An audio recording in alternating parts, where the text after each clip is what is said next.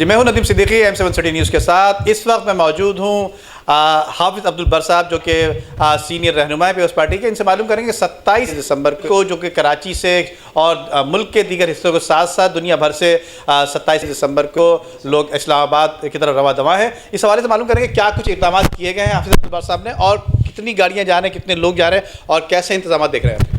बिस्मिल्लाहिर्रहमानिर्रहीम। देखिए जी, ये हमारा जो योम शोहदा है 27 दिसंबर का, ये जैसा कि आपने देखा कि हर साल मनाया जाता है यहाँ पर कारसाज रोड पे, लेकिन इस दफ़ा जो है वो हमने इस पे हमारे चेयरमैन साहब का ये हुक्म था कि ये इस्लामाबाद में इसका जो है वो 27 दिसंबर का शोहदा के लिए ये दिन मनाया जाए।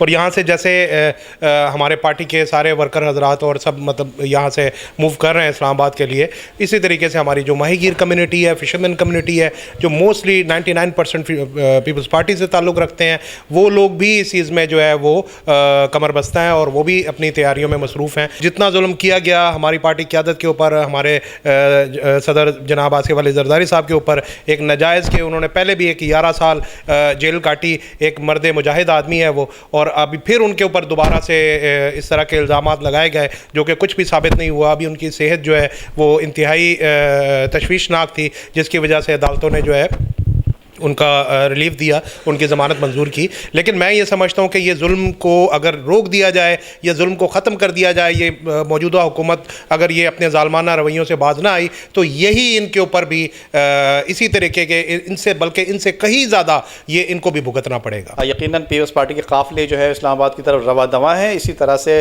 कह रहे ये भी कि हक होता है, जिस तरह से पीपल्स पार्टी के को चेयरमैन आसिफ अली जरदारी के रिहाई के हवाले से जो इक़दाम किए गए, काफ़ी खुशी की लहर दौड़ी है। लेकिन इसके साथ साथ 27 दिसंबर के लिए जो इक़दाम किए जा रहे हैं और क्या काफ़िले जो है रवा दवा है इस्लामाबाद की तरफ, उनके साथ साथ दीगर अमली जामा पहनाने के लिए भी लोग वहाँ मौजूद हैं। जी।